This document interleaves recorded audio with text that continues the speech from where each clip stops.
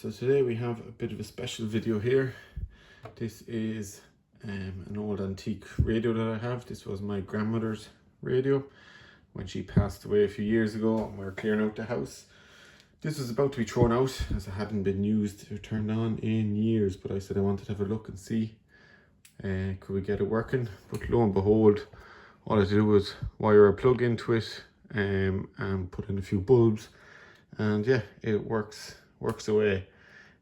As you can see, so this radio is from 1959. Originally it's pi, so it's made in Ireland. So it's long wave, medium wave and short wave. So you can see across here all the different places that you could tune into: Munich, Lyon, Frankfurt, Brussels, all the different places across Europe, which is quite cool. I really like the green. I think it's kind of like a tuning light it's meant to be for. Not too sure, but yeah, it's I think it's cool. It's something that's said from 1959, so it's over 65 years old at this stage and still works with basically all still original components and nothing really has been changed. So yeah, I thought it was interesting when this was something me and my grandfather used to listen to every day, and then his namesake and his great-grandson might get to listen to this in the future. So 4 generations later, and they might still get to use the same device to listen to the radio. So I thought that was just kind of cool. My grandfather, so his great-grandfather and him might get to listen on the same device. So I'll just turn it around here now and we can see what the back of it and the inside looks like. So here is the back of it now. So as you can see, it's made in Republic of Ireland. So you have your aerial and earth cables. These are the gramophone cables. Don't worry about that here. We will show that in a separate video. You had space for 2 speakers. Only 1 speaker came in this. And then you have your 250 volt cable in. So it's not really one you want to mess around with inside. I said the power cable on this was black and red, so even before the standard cables came out and there was no earth or anything. So here's the inside. So I might just turn it off so we can see it better. So this came with, there was 6 valves and this device.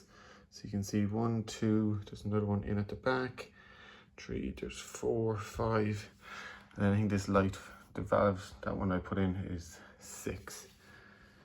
So here's what the AC mains. So there's the model PJ508.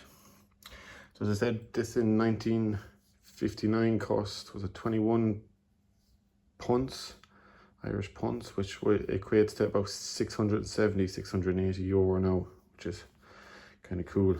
Shows that it was expensive for its time. So I think here is like the tuning wheel. So when you're changing the tuning, these obviously change to get a different frequency. And this looks like the aerial, I think, built-in aerial, but at the moment it doesn't seem to be doing a whole lot. We have our speaker up there. And around here then you can see some other components. I think in there you can see, it looks like a kind of a wax capacitor or resistor.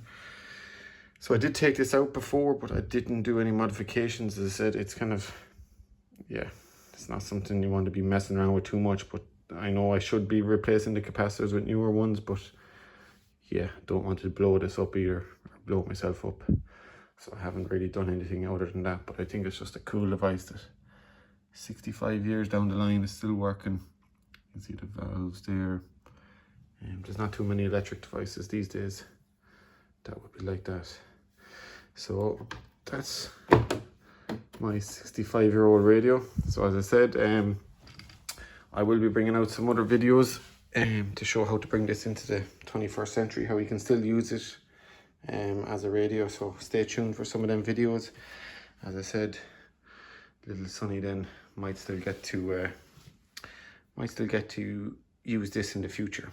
So stay tuned, and we'll see you in the next few videos.